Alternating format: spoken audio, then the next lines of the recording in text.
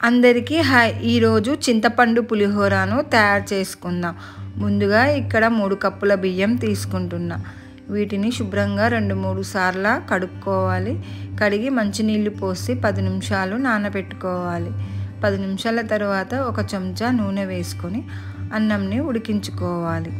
అప్పటి వరకు చింతపండును నానబెట్టుకుందాం. ఇక్కడ 70 గ్రాముల చింతపండు తీసుకున్నా.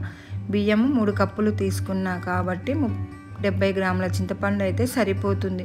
కొంచెం పులిహోర పులుపుంటూనే బాగుంటుంది. ఇప్పుడు చింతపండు నానబెట్టుకున్న తర్వాత దాంట్లో నుంచి పులుసును తీసుకోవాలి. ఇందులోకి పచ్చిమిరపకాయలను మధ్యలోకి ఘాటు పెట్టి పులుసులో వేసుకోవాలి. కొంచెం కరివేపాకు వేసుకోవాలి. 1 చెంచా నూనె వేసుకొని, చెంచా సగం పసుపు వేసుకొని, కొద్దిగా ఉప్పు వేసుకోవాలి.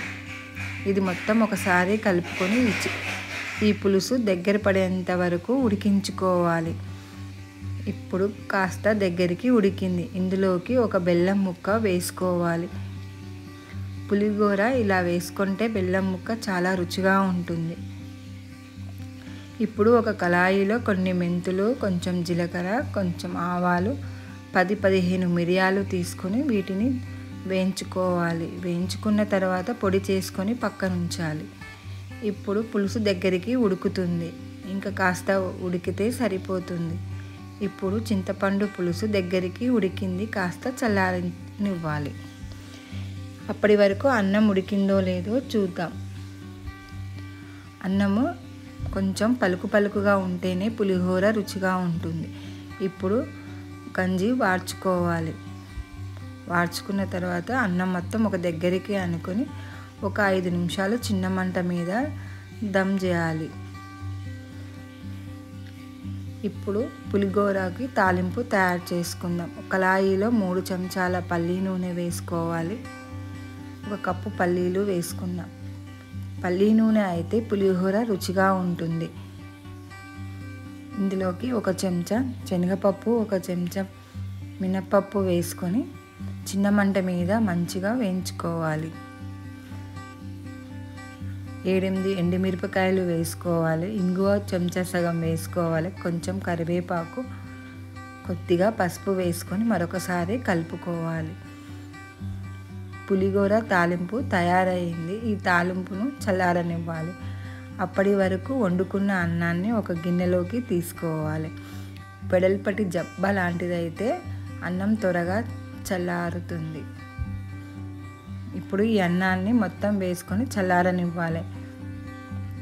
అన్నం ఇలా పుల్లలుగా పొడిగా ఉంటేనే బాగుంటుంది. మధ్యలో కొద్దిగా కరివేపాకు వేసుకొని అన్నం దానిపై కప్పాలి. ఇప్పుడు చేసుకున్న పొడిని ఒక గిన్నెలోకి తీసుకోవాలి. 1 చెంచా సగం పసుపు, రుచికి తగినంత ఉప్పు తీసుకోవాలి. ఇక్కడ ఇంకా కొద్దిగా ఉప్పు వేస్తున్నా.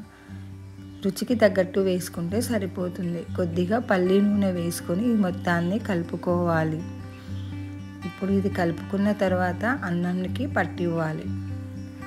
ఇది మొత్తం అన్నానికి మంచిగా పట్టేలాగా కలుపుకోవాలి. ఇలా కలుపుకోవడం వలన పులిహోర రుచిగా ఉంటుంది. పాతకాలంలో అమ్మమ్మ వాళ్ళు ఇలా చేసేవాళ్ళు. ఇప్పుడు అన్నానికి పట్టేలాగా మొత్తం మంచిగా కలుపుకోవాలి. ఇలా పొడిగా ఉంటే చూడండి పులిహోర ఎంత రుచిగా ఉంటుందో. ఇలా కలుపుకున్న తర్వాత ఉడకపెట్టుకున్న చింతపండు గుజ్జు మొత్తం వేసుకోవాలి. పోపు చల్లారింది. తాలింపును కూడా వేసుకోవాలి.